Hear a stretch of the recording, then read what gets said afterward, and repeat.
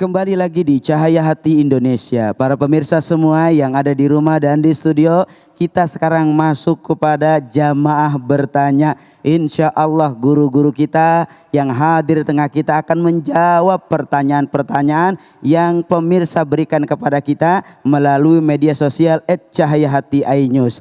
Kita berikan kesempatan terlebih dahulu kepada guru kita Kiai Haji Khalil Nafis untuk menjawab pertanyaan dari pemirsa. Kiai Khalil, assalamualaikum. Waalaikumsalam. Ada satu pertanyaan dari @atik_nur_mursalailah. Beliau bertanya, assalamualaikum Ustadz, saya mau bertanya, kalau dalam Islam itu sendiri ingkar janji itu dosa kan ya? Namun bagaimana kalau saya terpaksa ingkar janji, Ustadz? Ya, innallaha la yukhliful mi'ad. Allah tak pernah ingkar janji. Biasanya orang yang senang ingkar janji biasanya tanda-tandanya orang munafik. Oleh karena itu Bapak Ibu sekalian, aufu bil uqud. Kalau ada janji, ada transaksi, ya, ada komitmen dengan orang lain harus dipenuhi. Kalau tidak dipenuhi berarti dosa. Karena amarnya lil wujub, perintahnya adalah kewajiban. Oleh karena itu Bapak Ibu sekalian, kalau ada janji harus dipenuhi, jangan ditinggalkan. Oh terpaksa Pak, saya ini meninggalkan janji. Terpaksanya karena apa? Nah, terpaksanya karena uzur. Sampaikan. Mungkin saya karena acara di sini ada acara lain yang tidak bisa dipenuhi oleh saya. Padahal saya sudah janji. Ya kasih tahu, mohon maaf ini masih di acara Cahaya Hati Indonesia belum selesai. Mohon ditunggu. Jadi bukan menyalahi janji, kita konfirmasi. Tapi kalau karena uzur beneran kita memang sakit atau ada halangan apapun disampaikan, kita tidak bisa hadir. Ada namanya ada komitmen. Dulu ketika Nabi Ismail alaihissalam itu disebut sebagai Nabi teladan di dalam memenuhi janji. Wadhkur fil kitab Ismail innahu kana shadiqal wa'di wa kana rasulan nabiyya. Disebut, diceritakanlah tentang Nabi Ismail orang sangat memenuhi janji. Karena sangat memenuhi janji, innahu kana rasulan nabiyya. Ia menjadi rasul dan nabi. Jadi bukan karena pintar, tapi orangnya nggak pernah dipegang, nggak bisa dipegang omongannya. Ya, orangnya hebat, tetapi dia tidak pernah menjaga komitmennya, akan ditinggalkan. Jadi orang kalau mau dipercaya, penuhilah janji. Maka Nabi Muhammad SAW sifat pertama sebelum yang lain adalah sifat sidik itu. Karena dengan jujur menjadi orang yang dipercaya. Dan jujur itu adalah orang yang memenuhi janjinya. Masya Allah, tabarakallah, luar biasa. Mudah-mudahan apa yang disampaikan dan mampu menjawab dari pertanyaan Mbak Atik dimanapun berada. Masya Allah, ini begitu luas dan dalam dari yang diceritakan oleh beliau. Satu pertanyaan lagi dari pemirsa yang ada di studio. Yang mana orangnya ya? Silahkan. Bismillahirrahmanirrahim. Assalamualaikum warahmatullahi wabarakatuh. Waalaikumsalam warahmatullahi. Saya dengan Martini dari Majelis Taklim At-Taubah Bekasi Utara. Dengan Pak Hairul Nafis saya mau bertanya. Seandainya ada uang transfer masuk ke rekening saya, apakah itu saya harus bersyukur atau bagaimana? Karena seharusnya uang tersebut bukan milik saya. Waalaikumsalam warahmatullahi wabarakatuh. Waalaikumsalam. Alhamdulillah, langsung begini. Kok langsung ada notifikasi nih? Masuk berapa? 15 juta. Alhamdulillah. Dari mana ini datangnya? Oh, dari Kiai Asrarun Ni'am. Oh, berarti dari Kiai sedekah ini. Gitu. Tapi Ibu Bapak kalau ada yang mungkin ada kelewatan, salah nomor, terus tiba-tiba notifikasi dari mana? Ya kalau kita bisa lacak-lacak lah, ini dari mana, jangan-jangan ini money laundry nih kan gitu. Nah kalau ketahuan, ini kok ada masuk dari Anda ya, oh iya salah transfer, iya balikin lagi. Siapa tahu salah transfer, iya tapi saya sedekah buat ibu, alhamdulillah. Artinya kalau ada orang memberi sesuatu yang tidak pada semestinya, tidak pada layaknya, perlu dikonfirmasi. Nggak ada angin, nggak ada ombak, tiba-tiba ada orang bawa tas ke rumah kita, namun ditinggal tasnya. Ternyata isinya berapa? 200 juta. Nah perlu ditanya ini uang apa? Jangan-jangan tiba-tiba datang KPK dikirim mau ngasih nyogok sama kita. Ya korupsi apa, suap pada kita. Oleh karena itu kalau ada sesuatu yang tidak pasti pada kita, itu kita harus tabayun. Ini dari mana? Kalau tidak bisa dilacak, biarin aja, nggak usah dipakai dulu. Wah, ini nggak ketahuan dari mana nih, saya nggak tahu cara ngelacaknya. Udah biarin aja. Tapi kalau transfer bisa dilacak lah dari mana, siapa orangnya. Ada namanya, apalagi nama hamba Allah atau nama tertentu, tapi kita nggak tahu, nggak kenal dan nggak bisa dihubungi. Pegang saja duitnya. Biarin dulu sampai setahun. Setahun nggak ada yang ngaku, ya udah pakai. Apalagi cuman umumnya transfer berapa? 500.000. Tapi kalau transfernya 100 juta, 1 tahun, kita ragu. Kalau ragu sumbangkan ke masjid. Sumbangkan ke sekolah. Tapi kalau kita mau pakai tiba-tiba ada klaim nanti, ya kita balikin. Kalau lebih dari setahun itu namanya lukotoh. Barang temuan. Nemu barang kalau sedikit Bapak Ibu sekalian bisa diumumkan. Siapa kehilangan? Kita bisa sekarang media sosial. Wah nanti ada transfer namanya ini kok nggak tahu Kak. Omongin aja di Facebook, di Twitter, di IG. Wah nggak ada yang ngaku juga. Barang kecil ini cuma 500.000 kita pakai. Nanti kalau ada yang klaim kita bayarin. Tapi kalau banyak tunggu dulu 1 tahun. Kalau udah 1 tahun sudahlah kita kalau memang ragu mau makainya nggak jelas ini kita sedekahkan. Jadi money laundry syariah. Jadi apa? Hal-hal yang tidak jelas, yang syubhat kita bersihkan. Gimana cara bersihkan? Sedekahin saja. Saya juga nggak jelas. Kenapa? Ini barang syubhat.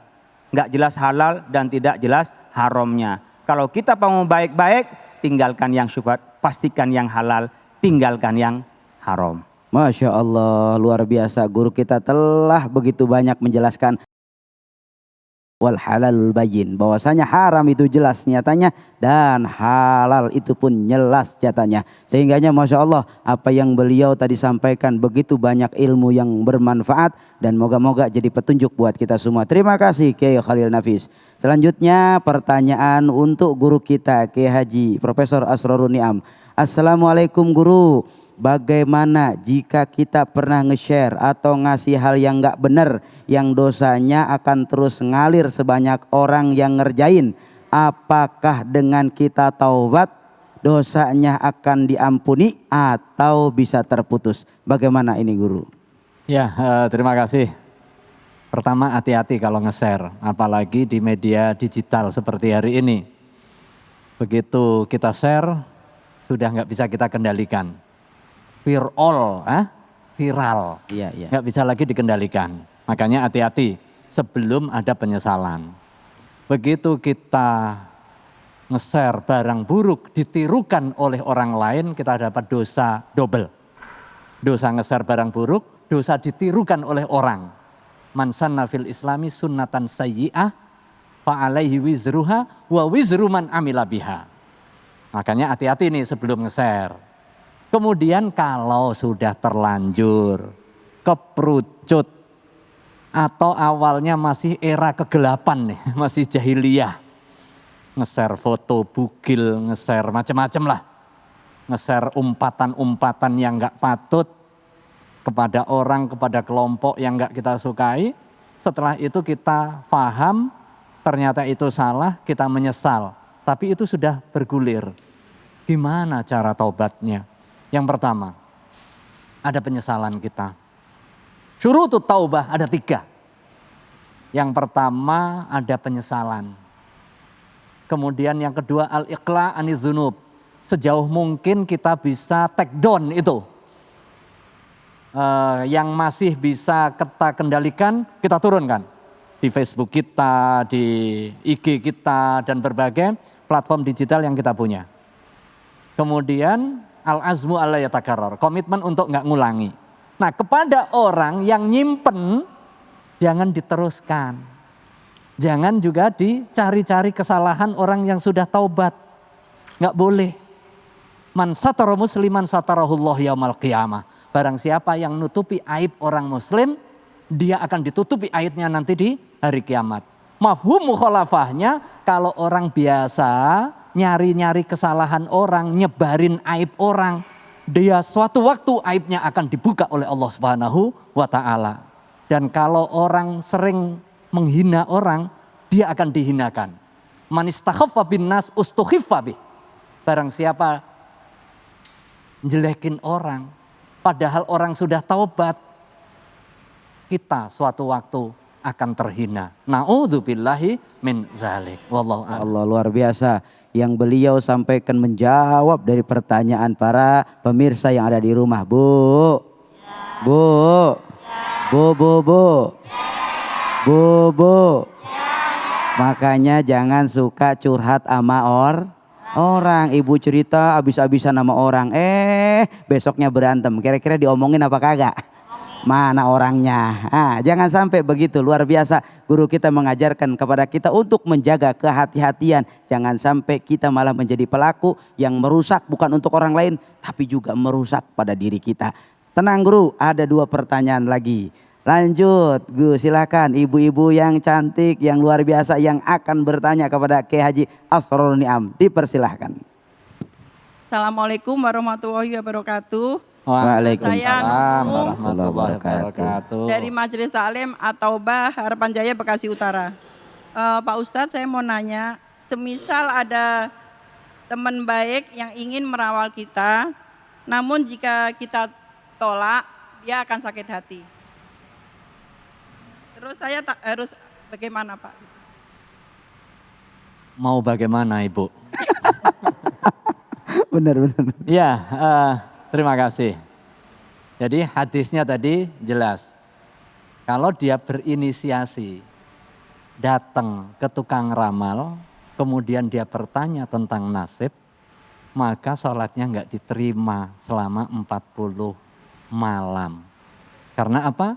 Karena dia bertanya kepada seseorang yang pada hakikatnya dia tidak diberikan otoritas terkait dengan pengetahuan yang gaib. Tapi kalau dia datang, tanya, membenarkan, oh bener, pantas rezeki saya seret. Oh bener, pantas cekcok melulu anak sama menantu saya. Faqad kafar. Maka dia kafir. Karena apa? Karena bagian inti dari keimanan kita, iman kepada yang gaib, iman akan kekuasaan mutlak Allah Subhanahu wa taala, al-qadar khairihi wa syarrihi minallah. Ketetapan baik dan buruk itu dari Allah Subhanahu wa taala. Tinggal penyikapan kita saja. Apakah itu menjadi kebaikan atau menjadi keburukan? Kalau jadi orang mukmin itu dengan keimanan kita dibolak-balik kayak apapun bisa enak. Ajaban li amril mukmin. Sungguh mengherankan urusan orang mukmin itu. Yang pertama, idza asobat wa asara, dapat ujian enak, bahagia juga, syukur. Dengan syukur menjadi kebaikan. Kalau dapat ujian keburukan, enggak nyalahin. Enggak pantas, ini gara-gara zodiaknya salah sih. Gara-gara jodohnya enggak pas sih. Sabar dia. Fakana khairan lahu. Nah yang terkait dengan tadi, kalau itu sesuatu yang adi, ya sudah, ramal aja. Tapi kita nggak meyakini, apalagi ramalannya misalnya, kamu saya ramal, kalau kamu belajar nanti sukses. Ya sudah, itu hukum sebab akibat kan. Kalau kamu kerja keras, pasti nanti bisa jadi direktur. Ya hukum sebab akibat, ya nggak apa-apa. Itu bagian dari motivasi. Tetapi kalau ramalannya dikaitkan dengan astrologi, kemudian kita meyakini, itu yang enggak.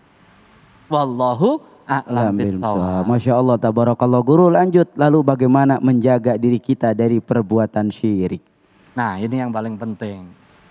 Jadi kadangkala kita melakukan aktivitas terkait dengan keduniaan, kita kaitkan dengan sebab akibat. Kalau pengen pinter, belajar. Ini hubungannya adalah sebab akibat. Kalau pengen kaya, bekerja. Hubungannya sebab akibat. Tetapi enggak semua orang bekerja bisa kaya. Jangan sampai kemudian kita konsentrasi kepada sebab akibat, kemudian melupakan kekuasaan mutlak Allah Subhanahu wa taala. Itu nanti bisa kejebak kepada perilaku syirik tadi. Berarti kita menggantungkan urusan kekayaan dengan kerja keras. Menggantungkan urusan sembuh itu dengan obat. Bahwa obat itu bisa menjadi sarana untuk menyembuhkan. Itu hubungan sebab akibat. Tetapi di atas itu ada kekuasaan mutlak Allah Subhanahu wa ta'ala. ada sunnatullahnya, tapi ada ma'unatullah. Ini satu kesatuan yang nggak bisa dipisahkan. Ada hukum sebab akibat, ada kekuasaan mutlak Allah Subhanahu wa taala. Itulah puncak keimanan kita. Makanya di dalam hadis yang berikutnya yang saya sampaikan tadi, setelah bertanya terkait dengan keimanan, ada yang namanya keihsanan. Seluruh aktivitas sosial kita, baik yang terkait dengan ibadah mahdoh maupun ghairu mahdoh, itu puncaknya adalah karena lillah, bukan karena liljah, bukan karena lil mar'ah, bukan karena lil mal dan lain sebagainya. Wallahu a'lam bishawab. Masya Allah, tabarakallah. Terima kasih banyak guru atas semua ilmu, pembahasan, pendalaman materi yang begitu banyak disampaikan. Sedikit saja dari Kiai Khalil Nafis terkait permasalahan syirik ini. Ya, ibu bapak sekalian, innallaha la yaghfiru ayyushraka bihi wa yaghfiru ma duna dzalika liman yasha.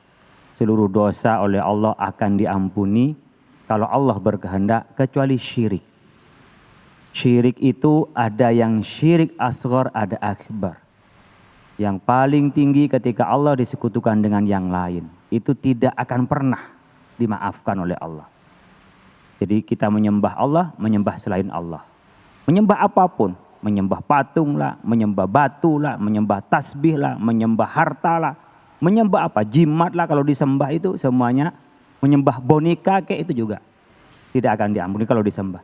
Tapi ada pula kita mengerjakan sesuatu karena biar dapat sanjungan orang lain, dapat pengaruh dari orang lain, mendapat sanjungan dan seterusnya. Itu riya.